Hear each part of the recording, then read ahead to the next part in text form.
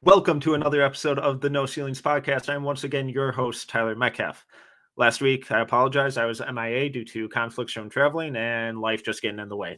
But this week, I am back. Thank you to Rucker and Albert for filling in with their on-the-scene recaps from Vegas. So far on this pod, we've talked mostly about guys towards the top of the draft. While those top-tier prospects should and will get the majority of draft coverage, this week I wanted to spread the love to some guys who haven't been getting as much attention as maybe they deserve. I promise this isn't one of those look at me and how deep my scouting knowledge is type of episodes. Those are pretentious, and if you haven't caught on yet, hopefully you will soon. That's not how we operate at No Ceilings. Instead of thinking of this as a planting our flag type claim, think of it as a PSA on who else to keep an eye on. This year's draft is yet again shaping up to have some impressive depth, so being aware of late round value is important.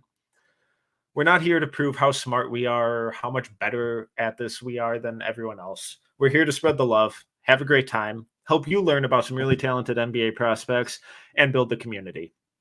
I planned this week's topic a week or so ago, but this week Corey Tulaba wrote a beautiful piece for No Ceilings that laid it out perfectly, so I might as well let him tell you. It's funny because draftniks go to bat for prospects like kids go to bat for indie bands. We love being the one who gets to say, I told you so, or I listened to them before they were cool. Some of us even wear our favorite prospect's name in our Twitter profile like fans wearing band merch. The NBA draft community keeps growing every year, and that's the coolest part about covering it. Some people might see all these new accounts pop up on draft Twitter and see it as someone trying to take their spot. But it's the opposite. As the niche grows, everybody wins. Fuck the I told you so's and the elitist bullshit. Let's celebrate our L's and learn together. At No Ceilings, we want to continue to push this awesome subculture forward and continue to build a community of outcasts who want to listen to the band before they blow up. We want to take this scrappy underdog of a sports niche and show the mainstream companies that we're really out here doing this shit all year round in ways that haven't been done before. We're going to stretch draft coverage to its limits. Let's get to it. All right. Even though I was out last week, I still listened. I heard what my guest said. I heard the shit he talked. I was tempted to fly out to LA, kneecap him, teach him a lesson, assert my dominance, and move on with my day. However, I slept on it, decided to be the bigger man and bring him on, decided we could have some fun and get a little weird. We put the adults to bed. We're on our own. Looking forward to having some fun tonight. He is the architect of taking out the trash, one of the hosts of the Draft Act podcast, and a fellow founding member of No Ceilings. He is Albert Ghim. Albert, how the hell are you? Dude, I'm a little nervous after that intro. I'm gonna have to install like a Ring camera to my door of my apartment. Yeah, maybe. But man, it's really good to be on. I was so surprised that you asked me to be on this week after filling in for you last week. But it's an honor. It's an honor. I'm ready to talk. I'm ready to get weird with you. That sounds weird, but we have some cool guys to talk about, so I'm excited. Yeah, well, I mean, you've been making all the podcast rounds. Your and Corey's podcast has taken off. It just felt right to bring you on, and as I alluded to in the opening, this week I wanted to cover some guys who aren't getting enough love, or at least enough love that we've been seeing on the internet. Not necessarily super deep sleepers, but guys that should be in the conversation of being maybe a fringe first or second round pick. We're both bringing three names to the conversation today. As the guest, Albert, why don't you start us off? Who is the first name you want to bring up? Well, once again, thank you for having me on and giving me the honor of going first. But I want to talk about a guy that I got to see live. This is not some sort of flex. It's just I got to see him in person, and he was really impressive. And his name is Julian Strawther. We're talking about the wing from Gonzaga. I believe he's a sophomore. Pretty sure I have that right. But he is a guy that it's weird. The first night that Rucker and I were in Vegas, we were watching UCLA play Bellarmine, and then Gonzaga played Central Michigan. I believe I had that right. But it was just all of our attention and our eyes were just on Chet. So we kind of like missed the rest of Gonzaga, which was pretty unfortunate because Strother had like a really solid 15 points that night. And so going into game 2 the following night for Gonzaga and UCLA, I think for Rucker and I, we're like, okay, we've done all our gushing over Chet. We're on the floor. We got to see him warm up. He is an unbelievable prospect. We're like, let's take a look at everybody else. Because when we looked at the box score after that first night, we're like, damn, when did Strother have 15? Like, when the hell did that happen? So night 2, we were like, okay, we're going to pay a lot of attention to Strother. We're going to check out all the other guys. And he was really impressive. And so, I kind of went back, watched all the other games, watched their game against Texas. I thought Strother was really good in that game too. But yeah, just a couple of things that I wanted to highlight, and then Metcalf, if I can get some of your feedback as well, because with Strother, and they said it on the telecast too when they were playing Texas, when they were playing Dixie, whatever. He backed up Kispert last year, and that was a really big advantage for him, where he got that experience where he had to guard Kispert all the time. He was in shooting drills with Kispert, and I think a lot of that experience really rubbed off on him and is kind of carrying him here in year 2 as he has a bigger load on his plate. He's in the starting rotation, and so yeah, some of the things that I wanted to start off with: really good shooter. I really like his jump shot a lot. It looks very compact. It looks very repeatable. It looks very fluid. So yeah, maybe that's a good place to start. Wanted to get your thoughts on that because I really like him as a shooter first. Yeah, it's funny that he's backed up Kispert last year too, because that's such a seamless transition at that position in terms of their shooting from one elite shooter to apparently another, which is something. It is just such a privilege that basically every program can't endure, and it doesn't seem fluky either with Strother's shooting. So, and he's currently shooting 42.5% from 3 on 5 attempts a game, 94th percentile overall points per possession, 85th in spot up, and 85th percentile in shooting off the catch. So it seems, I know those are early numbers and they could change if he goes on a cold streak, but his shot selection, his decision making, his ability to find those open pockets on the perimeter, it feels really sustainable and just like it's natural to him, right. where it's not where he's processing, oh shoot, now I have to lift out of the corner to make myself available here, or now I have to sink farther to the corner to get the baseline kick out. It's just like they're all tied to a string and just moving in sequence with each other. So that combined with his form, it seems really fluid. Did it look like that in person too? Did it seem just like effortless for him, kind of just operating on the wing without the ball? I think what you said is perfect. It's effortless. That's a really good way of putting Strother's shot. There's nothing about his shot that looks mechanical, nothing about his shot where it looks like he's overthinking or trying to do certain things. Like, it's very natural. It's very effortless. He gets it up really easily. There's a lot to like with the jump shot. And then on top of that, something that I'm liking, and I think he's integrating this more and more into his game, because I think he's now starting to garner more respect with his outside shot. So as defenders are coming out on him, he's attacking those closeouts. He's got a really nice floater, which I was really impressed by. And when you watch his tape, his floater is pretty nice. It's nice touch. And I think that's kind of the thing with him, right? Like, these guys who are good shooters have good touch, and his floater is really, really nice. And you were kind of going over his numbers. Those numbers are really impressive numbers. And the number that stuck out to me the most that we saw in person as well, 7 rebounds a game. Yeah, that's a real number. And beyond the number, beyond that, it passes the eye test. When we were there watching, he was down low, banging with the bigs, fighting for boards, reading the ball off of the rim. There was a lot to like with Strother. Just, of course, the headline stuff with him is going to be the shooting, right? The floater game, whatever. But he's a really good rebounder, a really solid defender. I like how I didn't see his wingspan numbers at all, but it seems like he has a pretty decent length. I don't think he has a negative wingspan at all. He uses it well. He's got good feet defensively. There's just a ton to like about his game. I'm sorry I transitioned to defense that quickly, but I'm really impressed with him. No, I'm glad you brought up the rebounding, because that was one of the biggest things that I noticed too. And I'm glad that it's backed up by the numbers. Currently 2.4 offensive rebounds a game, which is really impressive for a wing, and 91st percentile in offensive putbacks. So he similar to how he's really comfortable and just natural at finding those open pockets on the perimeter, he's really comfortable at just kind of slithering his way and reading how the ball is coming off the rim and just being there every time. He's not skying over guys or having these physical box outs, but he just knows where the ball's going to be and finds these little open pockets to kind of wiggle into and just really take advantage of it on both ends too. But it's really the offensive end where it really pays dividends.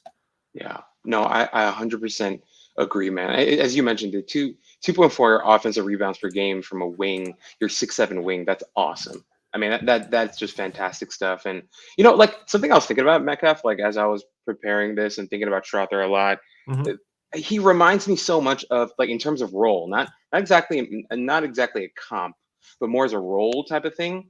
He reminds me so much of what Mikal Bridges does for the Suns right now. Sure. Because the Suns, they've got CP3, they've got Booker, they've got Ayton, and then Mikal Bridges and Crowder and those guys and Johnson, they have a different role for that team as a, as a tertiary, fourth option, fourth option. And that's kind of Strother for Gonzaga right now. Obviously, they've got Timmy, they've got Chet, they've got Nembhard, and then Strother is kind of, he's kind of the glue that brings them all together on both ends of the floor. As you mentioned, one thing I really agree with you on, offensively, he just knows where to be.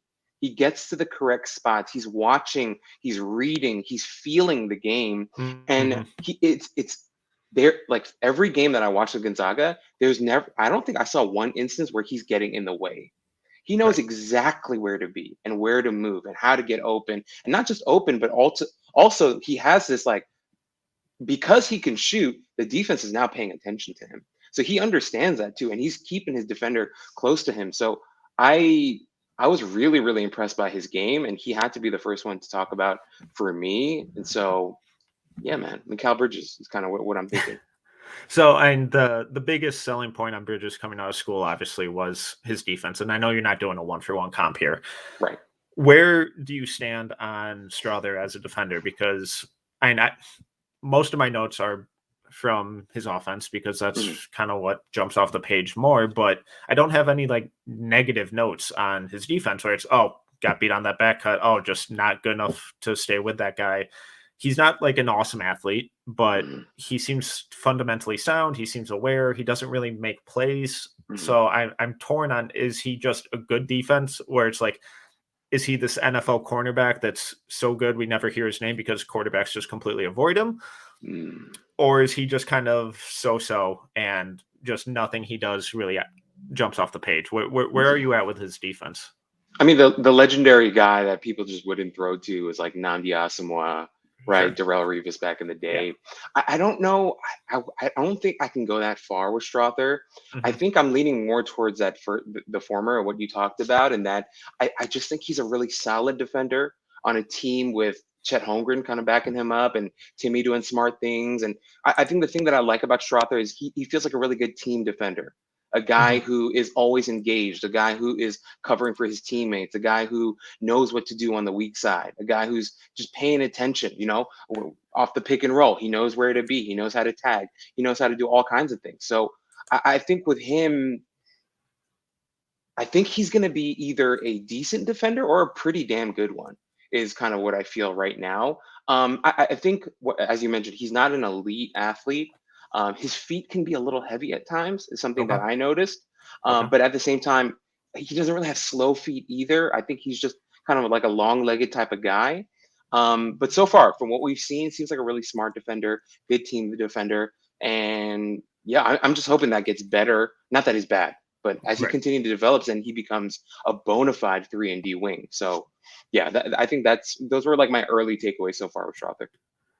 Okay, perfect. And I think that's a good place to kind of transition into my first guy, who is a similar prototype of the 3-and-D wing, who's also seen a massive uptick in his usage and minutes this year. And that's the 6'7" wing from Villanova, Brandon Slater, who Last year when I watched Villanova, I was really intrigued by him because he was this impressive athlete who is this awesome defender, but he was so inept offensively that he was just a non-factor, and he didn't have any sort of shot. And this year, it's kind of completely turned around to the point where, and his points per game have jumped from 3.8 last year to 14.6. His rebounds jumped from 2.2 to 3.7. Assists jumped from 0.5 to 1.7. His shooting splits from 2020 were 50% from the floor, 41.7 from three, and 60% from the line. And this year, his percentage from the floor is nearly 64% on 8 attempts a game, 48% from three on 4 attempts a game, and 82.5% on over 3 attempts a game. The jump that he's shown offensively was something that I was shocked by, and he's still playing that awesome defense that he showed last year. So, when it comes to him, Villanova is so, it feels cliche to be like, oh, well, he's just a good basketball player. Well, yeah, they're all good basketball players because that's who Jay Wright recruits and that's how he coaches. Do you think what Slater's doing offensively, is this just a flash in the pan, early season, senior year stuff, or is this actually sustainable? Maybe not to the same levels, but enough where it's like, okay, this is now maybe the best prospect on this Villanova team. Oh man, I think for me, that was intense at the end. For Slater, man, I think the biggest thing, Metcalf, that we have to notice is there's a huge uptick in terms of volume of what he's doing per game. As you mentioned, all his numbers are up, but it's all up on higher volume. Last year, he shot 41% on three on only 1 attempt per game. Right. This year, he's up to 48% on almost 4 attempts per game. That's a huge uptick in terms of volume, and the percentage went up. Free throw shooting, 3 a game at 82%. From the field, he's up to 4 a game to 7. Jesus Christ. Oh my God, his 2-point percentage is up to 78%. Jesus Christ, what an animal. But so with me with Slater, it's as simple as this. As I was watching him shoot, the jump shot looks a lot better. I'm with you on that. I think it looks bad when he goes flat. That's the biggest thing that I noticed. His jump shot, when he has no arc on the jump shot, that's when the jump shot can get really wonky. Yeah. Like when it looks good, he's got nice arc on it, nice touch. But then there are times when he gets sped up a little bit, and I think maybe he goes back to his roots, and he goes back to that really flat jump shot. There are times, one of the games, I forgot who they were playing, he caught it late in the shot clock, threw it up there, and it looked like a Tim Wakefield knuckleball. Like it was really, really rough, and it didn't look pretty at all. But the thing that I have to agree with you on is that he's clearly worked on his game. You can see the improvements, especially in the jump shot. And so if he can sustain that, maybe he's not shooting 48% from three the whole season, but even if that levels out to 41, back to what he was last season on higher volume with the defense that you're talking about, because he's a pretty tenacious, crazy defender. That man is really damn strong. Like he is so intimidating when he goes up against like younger college players. But anyway, I'm with you, dude. If he can keep that up, I think he becomes a really interesting prospect. I just think we need to see a little bit more because the volume is up and the percentages are up. That's a good sign. But I think we have to see a little bit more from him in terms of the season to kind of finally get to like a real evaluation of where he's at. And I'm glad that you brought up the variance in how his shot looks, because when you compare it to how it looked last year, he's absolutely done some mechanical changes. It looks more fluid most of the time this year, but then there are those times where he does revert back to what he showed last year. And when you compare that to how we talked about Strawther's jumper, where it's fluid, it's natural, it's effortless, Slater still has to kind of think about it a little more, it seems like. So I think in the long term, I think it's going to be fine. The rest of this season, maybe next couple of years, it wouldn't surprise me if we still see some of that where he has a couple wide open catch and shoot, looks perfect. And then he has one where a guy closes out on him. He rushes and it's like, oh my God, take cover. But what I've really enjoyed too in his offensive game is that he's shown more of an ability to put the ball on the floor and attack the rim. He's not going to be knocking down step back mid-range jumpers or floaters and stuff, but he's gotten way more comfortable at attacking closeouts, and he has that athleticism and strength to finish at the rim. Is that something you've noticed as well? Yeah, I mean, if you look at his build, this guy is really strong. Yeah. If you look at how much his body has changed from his freshman year to now, he's definitely put on a crap ton of muscle, which is awesome. Really good for him. And I think like when we see guys with that type of physique, you kind of always are going to have, you're always going to have that in your head. Like, dude, take it to the basket. You are much stronger than these guys, you know? And to your point, Rucker, I mean, wow, I just called you Rucker. My I'm so God. sorry. Oh, that's sin. I know. Where's the end broadcast? Christ. That's one and done. Oh, I know that. I that's sinful. I apologize. Metcalf, Sir Metcalf. Yeah. I have to say, he's definitely more willing to go to the basket, which is good, right? You want that from a guy who's built like that. I still feel like there's some hesitancy there. It might just be like, it's almost like a I don't know, like he's kind of feeling himself out and still learning like what it's like to have more of the offensive burden. But one thing I did want to point out that I really like, Jay Wright is such a great coach. He's such a smart guy. Yeah. And one thing that I really enjoyed watching Villanova play this year, I like how they're using Slater as a screener.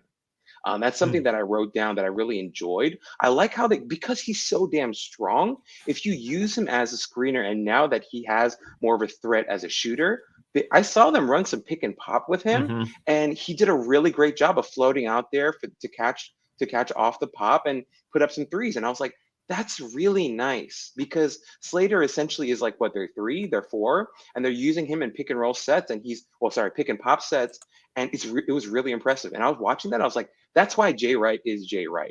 Like, this guy is such a smart guy, and putting in that little twist in your offense can open up a lot of things for them. So anyway, to your point, man, I think he clearly is embracing more of that burden offensively, but I also like that he's not their number 1 or number 2 option, and he can, as a number 3, he still stays conservative as a shooter, but once in a while he can spread his wings and do a little bit more.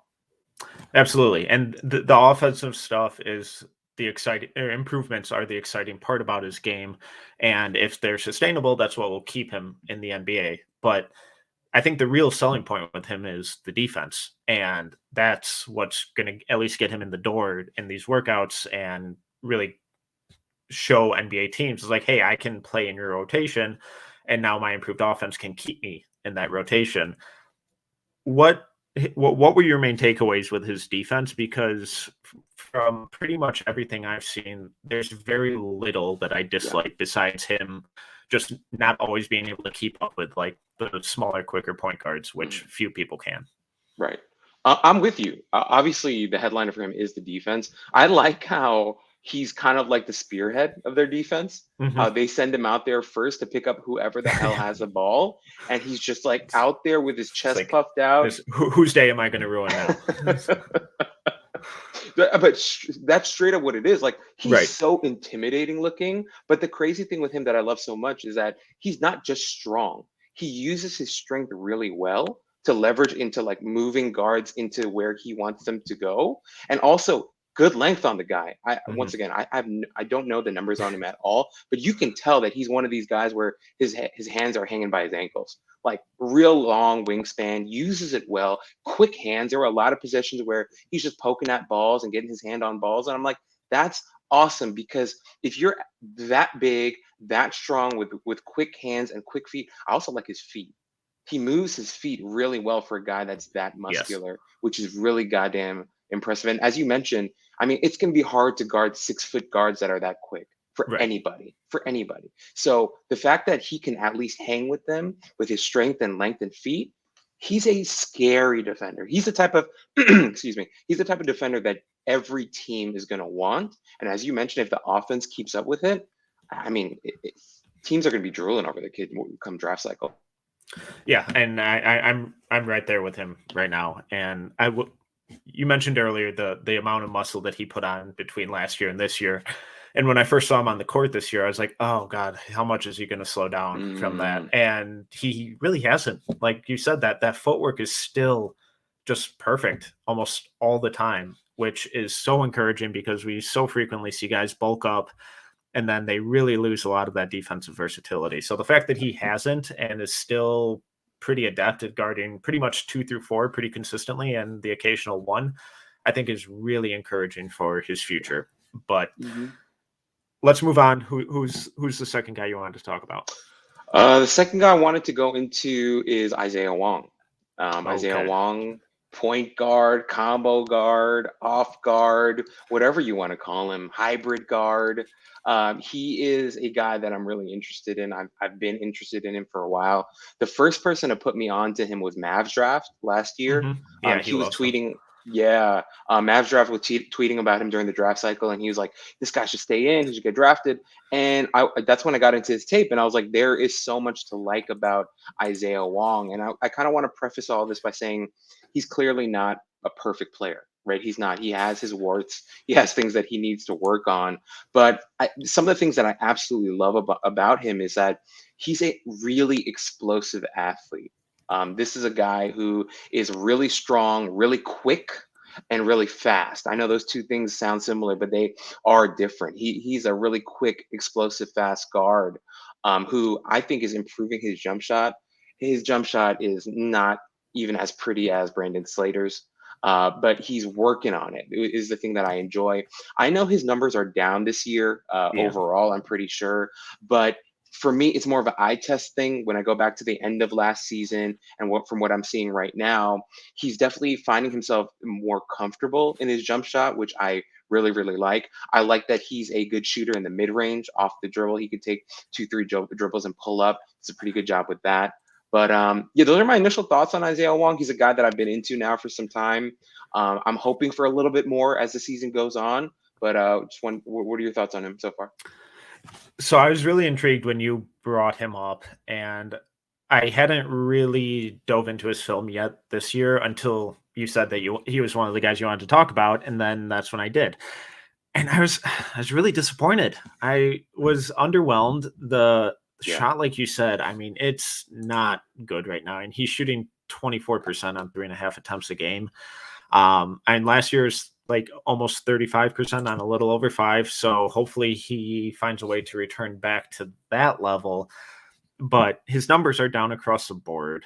And I struggle with it because that you never want to see that from a guy who's from an upperclassman at this point, really. Right. But then I realized the team structure, and I believe this is Charlie Moore's first year with the team, the transfer from DePaul. And I noticed that Wong is playing way more off ball than he was last season. So do you think that kind of change in role is not only kind of affecting him but also kind of playing more towards his weaknesses than what he's actually best at? Yeah, no, I 100% agree. I think even this season, when you watch him play, he kind of gets going when he has the ball in his hands. As you mentioned, I think they're still feeling things out, but towards the end of these games, when they kind of just throw him the ball and let him go to work, I feel like that's when he starts to kind of get into his groove, and you see more of what we saw at the end of last season. But 100%, man, I can't argue with you. Like, it is a little discouraging to see the numbers go down. But for me, when I think about where his shooting was last year to what I'm seeing right now, I know it's still not pretty, but I still like it. Like I still feel like those numbers are going to catch up. Is kind of how I feel. I think they're going to level out a little bit. But ultimately, what you're referring to is kind of an issue with him because I don't think he has the handle or the playmaking to be a bona fide number one. But then at the same time, if his shooting doesn't catch all the way up to where I think it could get to, he might be hard as like a 1.5 too, because if he's going to struggle off the ball like that, off a catch and shoot and stuff like that, then you're kind of like, okay, how do I play this guy?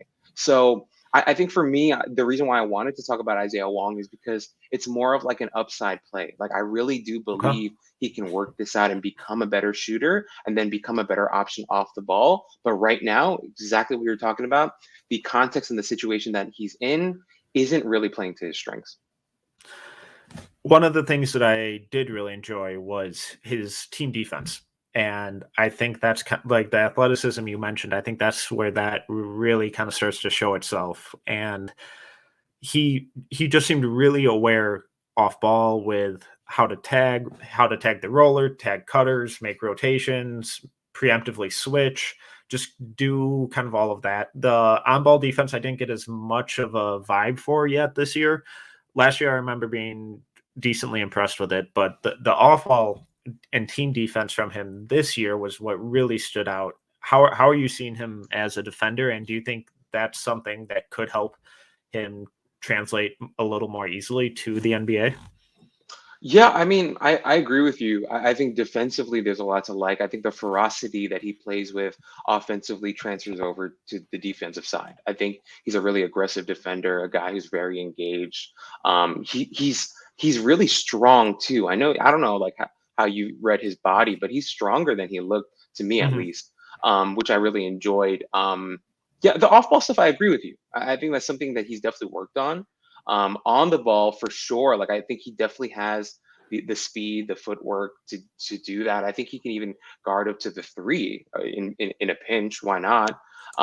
But yeah, for me, it's like on the defensive side, I don't have too many concerns.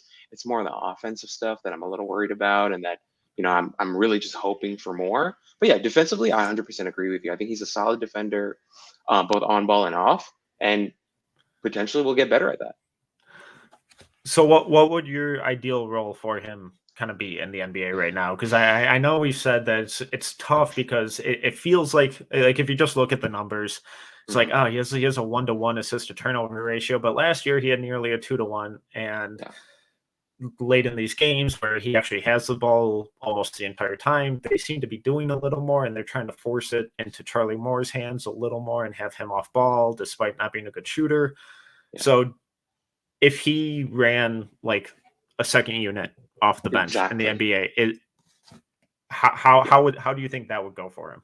No, that's exactly what I was going to say. What came to mind is like what Derrick Rose is doing for the Knicks right now is kind of I could see Isaiah Wong potentially doing, a guy who, at the end of the game can do stuff with the ball in his hands, can make decisions for you, can also go and get a bucket. But also like in the second, third quarter, you need a spark to come in and kind of lead your second unit. I think he could definitely do that. But all of this for me hinges on how much his offense develops. Like I feel like if the offensive game doesn't ever reach a point of, it's going to be hard for NBA teams to look at him and be like, yeah, like I want to spend a second round pick on a kid who can't really shoot the ball, And so, but once again, for me, I'm still optimistic about the jump shot. Like I still think eye test it's gotten much better, and I'm hoping for more, and I'm hoping for the numbers to back it up, because sometimes like even if the eye test is there, the numbers can really hurt someone's stock. Like remember Tyrese Maxey a couple of years ago? I loved him as a shooter and a scorer and as like a lead guy, but teams would bring that number up like, oh, he was only like a 29% 3-point shooter. So those numbers do matter. They are important. So for Isaiah Wong, I'm hoping he can increase those numbers to better help his stock. Absolutely. And a guy's shot who I'm not worried about at all is the second name I wanted to bring up to you, and that's freshman point guard from Creighton, Ryan Nembhard, who was part of that super talented class from Montford, but Nembhard pretty frequently got overlooked because there was so much talent coming out of that school, as there typically is. But this year, as a freshman, Nembhard is averaging 13 points, 5.3 assists, 3.8 rebounds, 1.8 steals, shooting 50.5% from the floor and 47.5% from three. I really liked his Montford tape, and the fact that it's translating so quickly in college honestly shocked me. I thought it would take a year or two because he is smaller. He's only 6 feet, and that may be an inch or two generous for him. But he's really quick, really good shooter, and that freshman class at Creighton is playing really well, including Trey Alexander and Arthur Kaluma. And the Nebraska game is what really jumped off the page for Nembhard. So am I just kind of, do I have like recency bias or bias because I liked him coming out of high school and I'm viewing him in a little brighter light than maybe I should? Or what have you seen from Nembhard so far?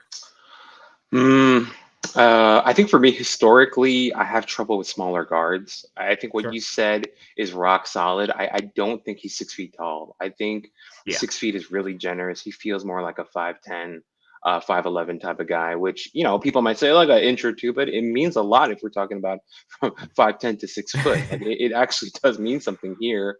And, you know, I'm with you. Like from what I've seen so far, I do like his game. I mean, he's what, three consecutive Big East freshman of the week or whatever, right? Yeah, that's a good start to his career at Creighton. As you mentioned, 47% from three. I know it's low volume, but if you see the shot, it looks pretty. Dude, he gets good elevation on the shot. It looks repeatable. It looks consistent. It looks balanced. I'm into it. One thing that I noticed, this guy is lightning fast. He's a really good athlete. He shows some real pop even going to the basket. There are a couple of possessions I saw him going to the rack, and he just did a really good job of being savvy about using his body to get in between him and the defender and the shot blocker, which I think is really important for a 6 foot guard, right? Or a 5'10" guard. Also, really good floater. I like his floater a lot. It's a really pretty looking floater. I think I saw Simon Rath tweet that on Twitter as well. He thinks he's got like the prettiest floater in college basketball or something. But all that shows, you know. So I totally understand why you like him. For me, like I've always had this weird prejudice against smaller guards, and it's probably a me thing that I just need to get over. But in terms of, you know, when you brought him up, I honestly had not seen a lot of Nembhard, so I had to jump into some games and watch him, and I totally get it. I just, for me, just want to see a little bit more, I guess. Is kind of no, and that's fair, because the size is a legitimate issue. Defensively, I think he's a really good defender. I think he moves his feet really well, great instincts, but he's tiny. So, I mean, even when he's right in a guy's face and heavily contesting a mid-range jumper, they're rising up a foot over him, and he can't really do anything about it. And he's also kind of easier to back down because he's so much smaller than these guys. So it absolutely limits his defensive upside. I loved what you brought up about his at-rim finishing, because that's something that I noticed too, where he's really good at using his body to shield the ball and extend. But once you jump that level in NBA size and athleticism, you can still do it occasionally, but it's going to be a lot less. So it's tough, because I'm typically the same way. I am scared off of tiny guards because there's that checklist of what can't he do, and it's typically a lot, because the NBA is still a league that thrives on size and athleticism, and Nembhard doesn't really have that. I still really like the shot, even though I know it's low volume, but I think those percentages aren't too far off from what his shot is, because I think he's really picky about the shots he takes and doesn't force it. It's pretty similar to Monford, and he'll pull up from deep, but he's not going to be pulling up like Trey pulls up. He'll run a pick and roll, swing it, circle out, and then if there's 10 seconds left, when the ball circles back to him, he'll put one up. Or if he gets hot like he did in the Nebraska game, he'll be a little more forceful about getting his own shot. But the way he runs the pick and roll is really comfortable too. Based on his size, I'm assuming a lot of NBA teams are going to be turned off. So I would be kind of surprised if he is a one and done this year. But if he does this for the entire season, or even into next year, and maybe even into his junior year, do you think there would be, if it's repeatable and we see a lot of it, do you think that the NBA is still in his future, or just an outlandish dream? Damn, that's a really tough question, dude. That's what we're doing here. Yeah, man. Like I hear you. I want to be with you. I get it, you know, like for me, with what you're saying, trajectory wise, if he keeps this going and can sustain this throughout the season, then I can see it. I could definitely see like a playoff team being like, let's spend a second round flyer on this kid and see what he can do. I can see that. I can 100% see that. It's just, I have some concerns. Something that you mentioned in passing that I think is really important, that I agree with you on. He can be very picky about his shots, but now picky can become something else. You get what I'm saying? Like there are times when I feel like he isn't all the way in, and he's not as aggressive as I think he needs to be, and he could be. You said that you talked about his athleticism. I think he's an NBA athlete in terms of quickness, yeah, and burst, and even like his vertical. This kid really does jump high for a smaller guard, which I really enjoy. But as you mentioned, like, these are all good things, and we're mentioning good things right now, but will it all come together and overcome the 5'10" stature is that $1 million question, right? And also, I mean, as you mentioned, we're not sure if he's going to be a one and done. I mean, Creighton's really not known for one and dones, right? So he might just be a guy who ends up spending 2 or 3 years there, which might be good for him, which might be really, really good for him. But I'm with you 100%, even with him shooting, 69% from the free throw line right now. That's only on 2.9 attempts per game. I'm totally fine with that. I think that which is another really concern, though, that he's not getting into the line enough, given how small he is. That's a good point. That's a really, really good point. So I'm with you, dude. I want to see more. I think I'm with you. If he can keep this going, then the conversation is definitely going to change. But so far, this early in the season, you have to be impressed. So I totally understand why you put him on this list. Fingers crossed he can keep it going, and then it'll be a totally different discussion. All right. Well, I think that's as good as I'm going to get from you, so I will gladly take it. Who's the next guy you want to bring up? This is my last guy, and of course, this is where my bias comes in. But thankfully, I'm not going to sound like some homer or some super biased guy because he popped off this week. I'm talking about Hyunjung Lee, the 6'7" wing from Davidson. This guy had himself a pretty good weekend. He's had a really good season so far. Junior playing for Davidson. Last year, he definitely fed a lot off of Kellen Grady, who now moved on to greener pastures with Kentucky. But the thing that I really love about him, the first thing that everyone's going to talk about when he's on mock drafts or big boards or whatever, everyone's going to say shooter, shooter, shooter, shooter. Yep. I know right now when everyone talks about him, they mention he was a 50, 40, 90 guy in college last year. That's freaking impressive. And obviously that's something that I want to talk about. I think he's a wicked good shooter. Am I from Boston? Why did I say wicked good shooter? That's so weird. I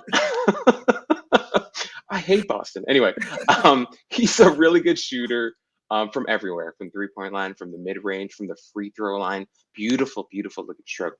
The thing that I love about Hyunjung Lee is that he's an incredible passer.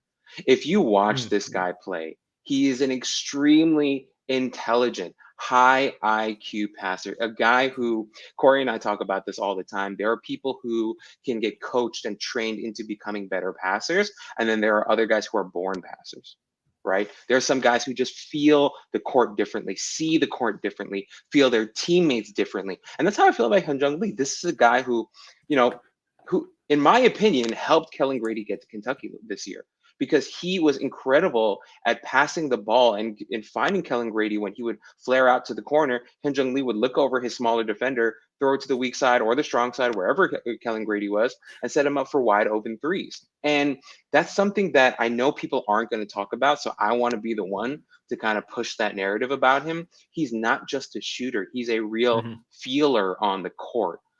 Does he have his weaknesses? Absolutely, and we'll get to that. But I really like him as a shooter, like him as a passer. I like him on the boards. His rebounding numbers, I think, are way up this year. I know the other game, he had like 14 rebounds in a game, and I was like, so freaking proud of him. But I'll stop there and give you a chance to talk on him and see what you've seen so far, because I definitely need a more objective voice in my ear about him. But I'm really impressed so far. No, I love that you brought him up, and there was another name that you were thinking about using for this episode. I'm like, no, let's go with the heart. Let's go with what feels right. And thankfully, he had a fucking incredible week. I love that you brought up the passing, because it's not that he's this high-level playmaker, but he is just that feel for the game, the knowledge of how the floor is balanced and where every single piece on the floor is at pretty much any given time. Right. What I love about his passing is the crispness that he delivers every pass with. It's always just on a rope. Those skip passes, like those two-handed overhead skip passes, it is a line drive, and it's always right in the shooter pocket. It's perfect every time. And another area where I think that feel and that sense of floor balance really shines is his off-ball movement.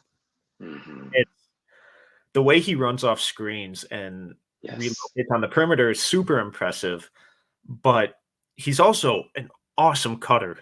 And at 6'7", his off-ball movement and knowing how to read how the defender is guarding him when he runs off screens is really impressive, because he'll if they're trailing him and the lane is completely unoccupied, they run the stagger screen for him all the time, where he lifts out of the corner, runs off 2 screens, and he'll frequently dive in between the screens when the rim is unprotected for an easy layup. And he's in like the 97th percentile of at rim finishing, because he's constantly getting these open layups. So the way he senses the defender on his back, or if they're fronting him, and how he can either flare out or run off a screen in pretty much any direction he wants is really special. And then you combine it with his size to finish at the rim and his just absurd shooting ability from 3. It's a pretty special combination of skills. Yeah, dude, 100%. And something that I want to touch on, you mentioned like the cutting and the off ball stuff. That stuff is, you're rock solid on that, dude. I love how he moves off ball. But something that we're seeing this year is that now teams have a scouting report on him. They know how good of a shooter he is, so they are flying out to him on the perimeter. The thing that I love so far is he is now a way more willing driver to the rim. He's had some really nice finishes at the rim. Now, he is not a Skywalker. He is not going to go in there and dunk over the trees. He is a very, very limited athlete, and I get that. His feet are weird. His knees are weird. It's all his feet are really clunky and slow. But I like the fact that he's now attacking those closeouts, going straight to the rim. And as we mentioned, he's an unbelievable shooter, right? So like we talked about with Nembhard, if he keeps going to the rim and he keeps getting fouled and goes to the free throw line, him being a 90% free throw shooter is clearly going to help him. Exactly. Guaranteed points. And so I'm with you on that. And right now, because I'm kind of gushing over him, I want to switch to the negatives, because there are a lot.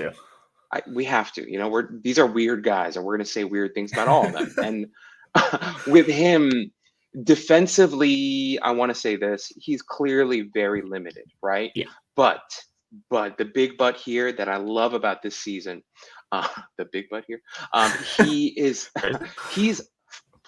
he's competing his ass off defensively. That's the thing that I really like about him is, he's limited. He's got slow feet. He's going to get burned by smaller guards and by wings, but he's a guy that doesn't give up.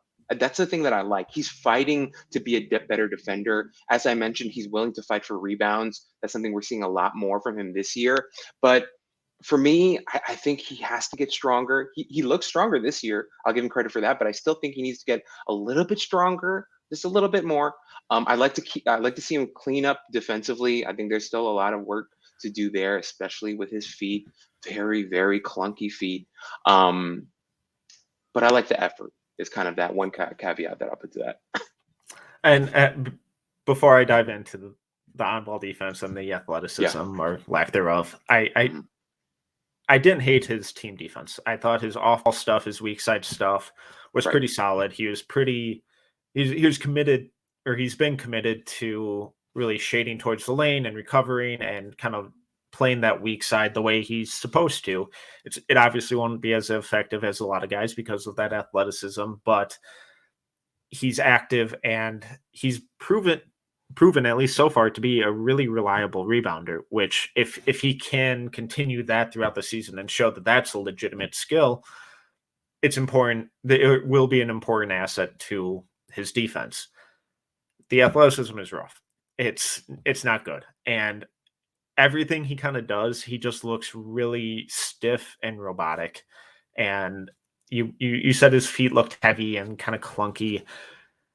He kind of feels that way in the hips too. Everything just feels stiff. I'm not sure if it's a flexibility thing or just how his body is constructed type thing, but it's pretty brutal when it comes to his on-ball defense because he can't really stick with anyone. And that's what I'm worried about with him translating to the next level, because I know we don't really, or NBA teams have gotten so much better at hiding guys on defense or scheming around bad defenders. But if he's going to be a 6'7" wing and he's kind of going to be expected to guard some of those guys, he's going to get abused pretty much on a nightly basis if he's actually in a rotation. Right. What that leads me to thinking is, you mentioned, you mentioned that he needs to get stronger. How much stronger? Because at 6'7", he's a good rebounder. Yeah. Is his best role and outcome for a potential NBA career as kind of a stretch four? Do you think he could get strong enough to potentially play up as a 4 instead of a 2 or 3? Or would that change too much of his body and potentially affect his shot and just kind of off-ball offensive movement too much? Dude, my brain didn't even go there. If I'm totally honest with you. So I'm really thankful you even brought that up. I think initially, like, my gut reaction to that is like, he's already limited as an athlete. Like, with adding that much mass where he can play the 4, like, what would that even look like on him? Is kind of like where my brain was Right. going. Is he gonna start looking like, I don't know, Ed Davis? I'm not sure. Like a slightly shorter Ed Davis or something, Alfred Camino. I don't know. But yeah, man, like I hear you on that. I think the best point that you made was the hips. This guy has like really, really rough hips, dude. Yeah, They just good. they don't turn, they don't move, they're not fluid. It's like the Tin Man from Wizard of Oz. He needs oil, dude, real bad. Some WD-40 in those hips. But I'm with you. I'm 100% with you. Like, I know I said this on the Draft Capital pod, but like, he reminds me. Sorry, my ultimate high ceiling projection for him would be if he's like some sort of like Hito Turkoglu light, was where my brain was at. Is like kind of where I wanted him to be. I think if he can tighten up his handle a little bit more, and then you take in the passing and the shooting, maybe he could be that type of player. But of course, the handle has to tighten up. I think athletically he's going to be limited, but Hito Turkoglu wasn't some freak athlete either. Is kind of where my head was at. But that's like prime best version of Hyunjung Lee on the next level. If you can end up somewhere around that, I'd be pretty happy. But I 1,000,000,000% agree with you with your concerns about him defensively.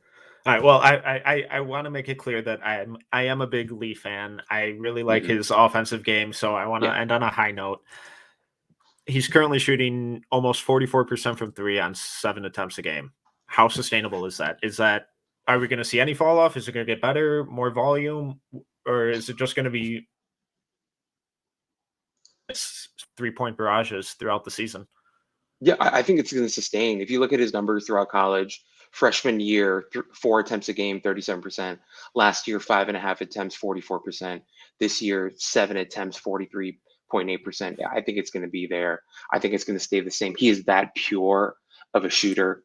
If you watch him shoot, what is there to critique about his shot, dude? It looks fantastic. So in my mind, I think it's going to stay the same. It's the real hope for him, right? If you're looking at him from an NBA perspective, is he's got to work on the rest of his game, because the jump shot is going to be there. We have to see him continue to grow as a playmaker with his handle defensively. Those things have to continue to grow throughout the season. And my thing is, I think it will. He is carrying a huge load of the offensive, burden. So I think it's only going to get better. He had a huge 32-point game this week. I'd like to see more of that. And so I think it's sustainable. Perfect. And I think that's a good place to transition into my last guy. And I got weird with this one. From Seton Hall, you may think I might bring up Kadari Richmond. I'm not. Jared Rhoden, not quite. I'm going Ike Obiagu, the 7'2" center who looks like a mountain troll. And I mean that in the most loving way possible. I'm not even sure how to use a draft pick on this guy, but I absolutely love him and think that I don't think a 5 to 10 minute role in a rotation a night is out of the question for him. For starters, I think he might be the best screener in the country right now. I know it's never sexy to lead off with a prospect's assets and say that screening is at the top of the list, but it is. He is huge, and it is impossible for guys to get around him, and he's an awesome at rim finisher. The volume's really low because he's out there to screen and not to shoot. They have Jared Rhoden and Alexi Yetna and Kadari Richmond to do that, but he is awesome and really patient at the rim, and once he gets the ball around the hoop, he's dunking it because no one can physically stop him. Defensively, though, is where I am fascinated by him, because I think he is one of the most impressive shot blockers so far in the country. It's not the Chet level of staying vertical and locating the ball in midair and using his absurd length to swipe down on it, but he's really good with his timing on blocking shots. He's averaging over 3.1 blocks a game this season. When he gets dragged away from the rim, it gets a little clunkier. It's that heavy feet that we typically see from the 7'2", 250-pound dudes. But he competes, and he works to recover and at least attempts to get low in a stance that we don't typically see from guys. So I know I'm reaching here. I love that he's this massive dude who just does the dirty work and protects the rim almost as good as anyone in the country. Dude, this was the weirdest one. This pick here is what makes this pod so damn weird. But Metcalf, I give you all the respect in the world, because you had me studying Ike out of all the other guys in Seton Hall, and my eyes were glued to him because of you. And I'm kind of with you though. Like, you kind of sold me on him. But exactly, he is fun. He's a 4XL man. Yes. He is a gigantic human being. In my notes, I wrote absolute mountain of a man is the perfect way to describe him. But the thing that freaks me out about him that does not make sense, he is that large and that tall, and he gets up off the ground so quickly. Yes. Like, the physics of it makes no sense to me, because he's so heavy and big, but he's a quick jumper. It's unbelievable. Like, him blocking shots, a lot of it is instinctual, but also he gets off the ground so quickly. Even offensively, when he sets his mind to go up for a dunk, he's up there so quickly. Like, it's not even that he's so big, it's he's up there so fast. The defense is like, all right, I'm not going to jump with that. There's no reason, right? He's already up in the air. He's 900 pounds and he's 900 feet tall. What is the point, right? He's one of those guys. Now, where I agree with you 100% on the defensive side is when you pull him out, his feet are slow. His feet are pretty damn slow. And also, Metcalf, one thing I did want to say, he's a really good screener. He really is. But he also has like the modern day weird thing where he'll set 9 great screens and 1 preposterously terrible screen. Like, I saw one where it was like the worst screen I've ever seen in my life. But I'm with you. Like, when he has his mind set on it and he's doing the right thing, how do you get around that guy? Like, as a defender, I would be terrified. And my favorite thing about him that you did, you posted a video of when they were playing. Who were they playing? I don't remember who they were playing, but some guy was going to the ring.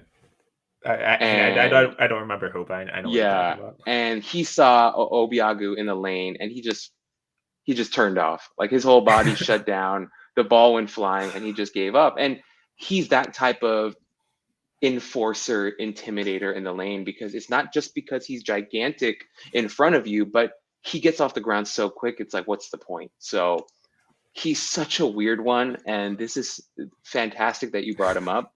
But he was actually a lot of fun to watch. I'm sure I would be pretty surprised if he ends up making or having some prolonged NBA career. He's not fluid or nimble enough to do so, or skilled enough offensively to do so. But I would love it if he just made a rotation, because I love just the little things he does. And just when watching Seton Hall this year, he's just jumped off the screen at me. So I had to find some way to shoehorn in some Ike Obiagu talk, because I'm not sure there's going to be a whole lot of it throughout the draft world this year. So I just wanted to shoehorn it in. I think it was a fun place to end. He's a fun player. If you haven't seen Seton Hall, I'd say keep an eye out for him, but he's kind of hard to miss. So as we end every podcast, Albert, I want to ask you, what's the best thing you saw this week in the basketball world? It can be college, NBA, a single game, a player, a streak, or performance, whatever it is in the basketball world. What was it for you? The best thing that I saw was a 7-second Twitter clip posted by, I think it was posted by Corey. I don't remember who it was, but it was a really short clip. Did I say quip? Jesus. A 7-second clip of Victor Wembanyama defending a smaller guard. He is put on skates, but he recovers to block the 3-point jump shot, runs down in transition, and throws down a beautiful dunk. And I watched that and I was like, that is something very different from what normal human beings can do at that size. For as impressive as Chet was, like I was literally 2 feet away from Chet as he was warming up before the game. I could have reached my hand out and touched him. As impressive as Chet is, Wembanyama looks terrifying, dude. And that 7-second clip, I know, does not define who he is as a player or what he's going to be as an NBA player. But if you're looking for upside and if you're looking for no ceilings, that freak of nature is coming, and he's coming real soon. So I was ridiculously impressed by that. I was also ridiculously impressed by the refs in the Knicks versus Bulls game that's going on right now. I got to watch the first quarter before we started recording, and they threw out Taj Gibson for God knows what. It was really weird. It's a really young officiating crew, and I tweeted out, these refs are making us millennials look really bad right now. And that's how I feel. So that was also impressive to me. But I'll stop there. Perfect. Love it. Albert, plug away. Tell the people where they can find you and what to keep an eye out for. You can find me all over the internet. I try to keep it low key. I think of all the guys in our No Ceilings group, I have the least amount of followers. And that's cool. I like quality being over incognito. quantity. Maybe that's what it is. I like keeping it incognito. I don't like the limelight, but I'm having fun on Twitter. You can find me at Albert Ghim, or you can find me at GTGNBA. I am also a part of our No Ceilings collective, one of the founding members or whatever we're calling ourselves. But it's been such a blast to be working with you guys. For our listeners here, Metcalf does some unfreaking believable work. If you haven't read his piece on Caleb Houston's passing, that was like a PhD level thesis, dude. That was awesome. We mentioned it on our Draft Deck pod this week. But we're doing a lot of great work. You can find me on Twitter. So it's funny that you asked me to do this pod with you, because I'm actually working on writing a piece on Julian Strawther. He's a guy that I'm really falling in love with the more I watch him. I just like players that are like him. I like team players. I like third, fourth option guys. Maybe it's because that was always how I played in basketball growing up. I was never the main option, but I really enjoy team players. So yeah, I'm gonna compare Julian Strawther to somebody you guys might know from comic books. But I'm excited to drop that piece next week. But be on the lookout for that. But beyond that, dude, Metcalf, thank you so much for having me on. It was an honor. This is our first time recording since you came on as our very first guest on the Draft Deck podcast. So you have a very special place in Draft Deck history. How far we've come. Well, it was. I was thrilled when you accepted to come on. This was a lot of fun. Once again, I'm your host, Tyler Metcalf. You can follow me on Twitter at tmetcalf11. And please make sure to subscribe to the No Ceilings Substack at noceilings.substack.com. And follow us on Twitter at NoCeilingsNBA.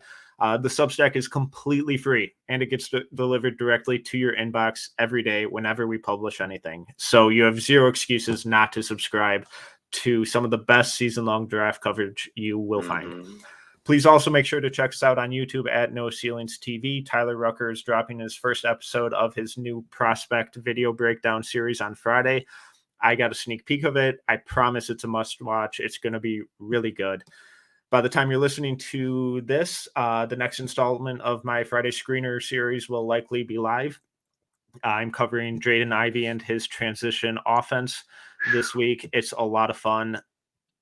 He's taking the college world by storm and quickly becoming one of the most enticing draft prospects of the 2022 draft. If you enjoyed this episode, please make sure to subscribe, leave a review, and a 5-star rating. Until next time, see ya.